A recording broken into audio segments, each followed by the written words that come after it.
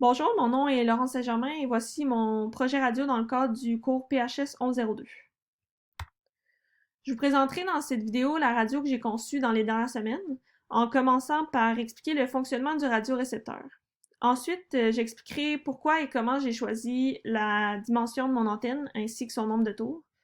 Finalement, je vais faire une démonstration de mon radiorécepteur. La radio AM comporte 4 systèmes en cascade: l'antenne de réception, le filtre passe-bande, le démodulateur, puis le circuit amplificateur. Pour commencer, l'antenne de réception a pour objectif de capter le signal avec la plus grande amplitude possible. Les antennes émettrices produisent des ondes planes sinusoïdales. Le courant dans l'antenne produit un champ magnétique. Puis comme la loi de Faraday l'explique, les fluctuations de ce champ propagent des ondes électromagnétiques qui vont traverser notre antenne de réception, puis induire une tension aux bornes de celle-ci. Donc, notre antenne aura deux utilités, soit comme source de tension Vin, en série avec une inductance L. C'est pourquoi la conception de notre antenne, c'est une étape cruciale dans la conception de notre radio. Ensuite, le but du filtre passe-bande dans notre radiorécepteur est d'isoler le signal provenant de la station de radio qu'on désire écouter.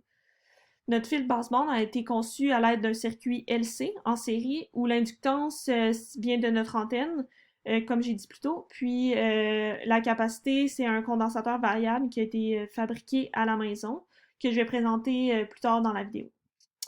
La tension Vout, qui est aussi la différence de potentiel aux bornes du condensateur, va alimenter éventuellement nos écouteurs puis nos haut-parleurs. On veut donc maximiser le ratio entre Vin et Vout. Puis pour ce faire, on va utiliser la notion de fréquence de résonance avec cette équation, parce qu'à la fréquence de résonance, il y a une faible différence de potentiel à l'entrée du filtre qui va produire une grande différence de potentiel à sa sortie. Donc, de cette façon, seules les fréquences près des fréquences de résonance vont être transmises par le filtre, puis les autres vont être atténuées. Donc, afin de pouvoir changer de station, les fréquences de résonance devront être changées. Deux options s'offrent à nous. Le premier, c'est de changer l'inductance, qui peut être fait en court-circuitant les tours des fils de notre antenne ou en réduisant sa surface de boucle. Puis l'autre option qui a été choisie dans notre cas, c'est de changer notre capacité à l'aide d'un condensateur variable. Ensuite, on a le démodulateur qui comprend deux éléments, soit la diode et la membrane oscillante du haut-parleur. Le rôle du démodulateur, c'est d'extraire le signal audio du signal modulé qui a été capté par l'antenne. De cette façon, le haut-parleur et les écouteurs ils ont seulement à décoder l'information du signal audio.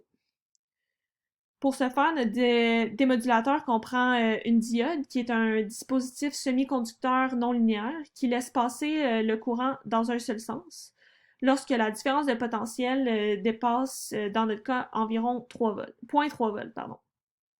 Donc, le signal choisi par le fil passe-bande devrait être suffisamment grand pour activer la diode qui redressera le signal avant de l'acheminer au haut-parleur. Le signal va donc se rendre à la deuxième composante du modulateur, la membrane oscillante. Dans nos haut-parleurs ou nos écouteurs, il y a un aimant permanent et un électroaimant mobile fixé à une membrane conique. Quand le courant passe dans le solénoïde, le champ magnétique produit par l'électroaimant varie. Puis, donc, l'électroaimant va osciller en suivant le courant alternatif, puis va permettre, par le fait même, à la membrane de vibrer, qui va faire vibrer l'air par la suite, et donc produire des ondes sonores captées par nos oreilles. Les écouteurs ou haut-parleurs qu'on utilise de nos jours sont à faible impédance, c'est-à-dire de 8 à 32 ohms. Donc, pour pouvoir utiliser notre radio AM, on doit ajouter un amplificateur opérationnel. Avec son impédance d'entrée élevée de 50 kΩ, l'ampli-op permet de conserver la sélectivité du filtre passe-bande tout en alimentant les écouteurs à faible impédance. Cette composante de notre circuit est un composant actif. Donc, pour l'utiliser, il faut réaliser le circuit suivant, qui contient une source de courant continu, la pile, qui est branchée, on la voit pas dans la photo, mais le fil rouge et le fil noir. Un interrupteur pour éteindre et allumer la radio. Un potentiomètre qui permet de varier le volume en variant la résistance à l'intérieur. Ainsi que des résistances et des condensateurs. Maintenant, je vais vous expliquer mon raisonnement puis mes démarches de conception de ma radio. Notre radiorécepteur avait comme critère de fonctionner dans les bandes de radiodiffusion AM de 540 à 1600 kHz. Donc, pour ce faire, on devait maximiser l'inductance de notre antenne afin de maximiser le signal reçu. Mais il ne fallait pas oublier que la fréquence de résonance dépend de notre antenne, mais pas juste de notre antenne, mais aussi du condensateur. Donc, pour ma part, j'ai commencé par construire mon condensateur variable que j'ai mesuré avec un multimètre qui a une capacité minimale de 60 picofarad et maximale de 900 picofarad. Donc, avec cette équation ici, j'ai pu déterminer mon inductance nécessaire pour couvrir toutes les fréquences de poste, soit environ 144,68 microhenries. Ensuite, j'ai choisi ma longueur de côté d'antenne que je voulais. Je voulais assez grand pour pouvoir capter le plus de signaux possible. Donc, j'ai commencé par fixer mon B dans l'équation, mon côté d'antenne par 40 cm. Donc, avec ma valeur de B puis mon inductance L, j'ai isolé N dans cette équation-là pour trouver 7,99 tours, que j'arrondis à 8. Puis venant d'une petite région, j'ai eu de la difficulté à capter des postes, donc j'ai fait des tests. J'ai construit d'autres antennes avec j'ai utilisé le même condensateur, j'ai construit une antenne de 60 cm avec 8 tours et 25 cm avec 12 tours. Mais j'ai évalué que mon antenne de 40 cm était somme toute la meilleure parce qu'elle me permettait d'avoir une inductance élevée, mais aussi une bonne portabilité pour trouver les meilleurs endroits dans ma maison où les postes rentraient le mieux.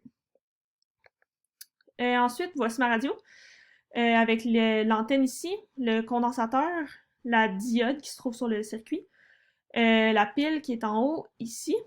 Puis dans mon circuit amplificateur, j'ai l'ampli-up, le potentiomètre, l'interrupteur, puis la prise audio. Donc, maintenant, vous pouvez aller voir ma démonstration pour conclure mon vidéo. Merci beaucoup. Pour la démonstration de ma radio, j'ai ici mon antenne de 40 cm que j'ai avec 8 tours. Puis j'ai mon condensateur variable, mon circuit amplificateur, puis ma pile, mon haut-parleur ici. Donc, j'ai réussi à capter jusqu'à 8 postes dépendant où j'étais dans ma maison depuis les heures de la journée. Puis, je vais vous montrer les 3 postes qui rentrent le mieux en ce moment.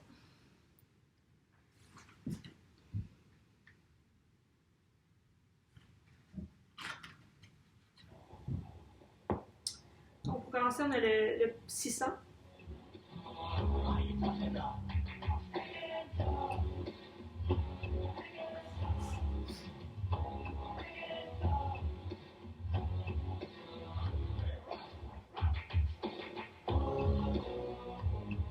Ensuite, on a le 730. L'autoroute Bonaventure, une seule voie est disponible dans chacune des directions. Alors, on circule à contresens sur la chaussée en direction est, sur la 10, entre la rue Wellington et le pont Victoria.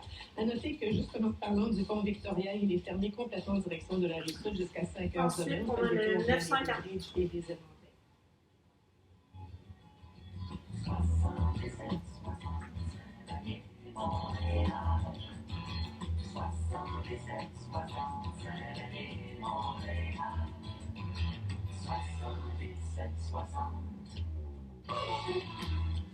Même un qui rentre moins bien, c'est le 690.